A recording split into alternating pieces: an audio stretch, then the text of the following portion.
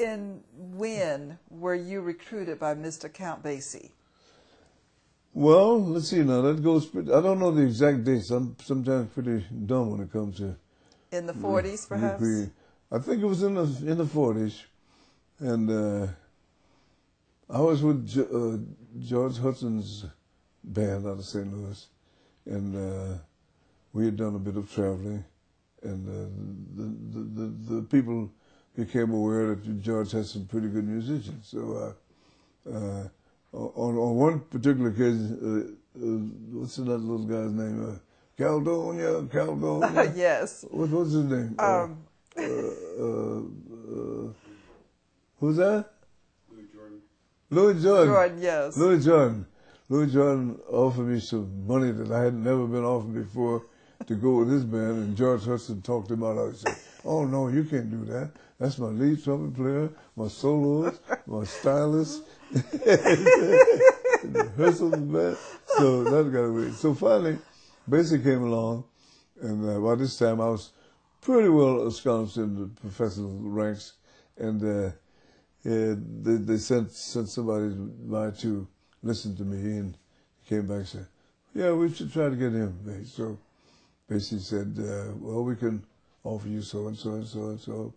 And at this particular time, I was about ready to give it a try. He said, "But you're going to have to rehearse with the band." So I was scared. I got to, practice with just basic band. So I went and sat in the band, and as always the case was, the old timers were trying to make it hard. Oh no, not those old timers again. Yeah. So we sat down and played all the tunes, and I was reading very good in those days, And we played some things on which they would test the newcomer.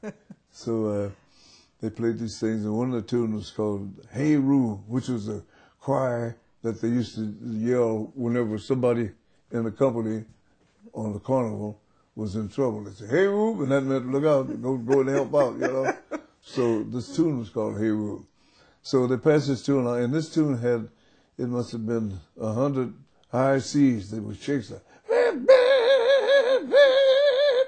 and shakes were hard to do if you didn't have a proper armature. And luckily, I had fooled around to bugle enough to learn how to manipulate and shake the lips, So I got through that. And they kind of surprisingly looked at each other and they said, "Oh, okay." So now the next thing they wanted to do was a tune called "South." This was a tune they recorded shortly before that, and Snooky Young was playing the lead on it. And Snooky was a phenomenal person with as far as chops and body build and the proper way of playing. So he used to pad the part. There was one note that had a high A, and he would even go, so, wow, I got to make that A that Snooky made on there. So we got to that, and they were all buckled up in their seats, looking in my direction. Got to it, said, and I made the A. I never made the A before in my life, and I haven't made one since.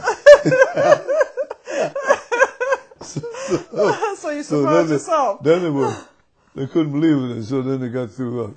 Then I became a little belligerent there. I said, "Anything else you guys want me to do?"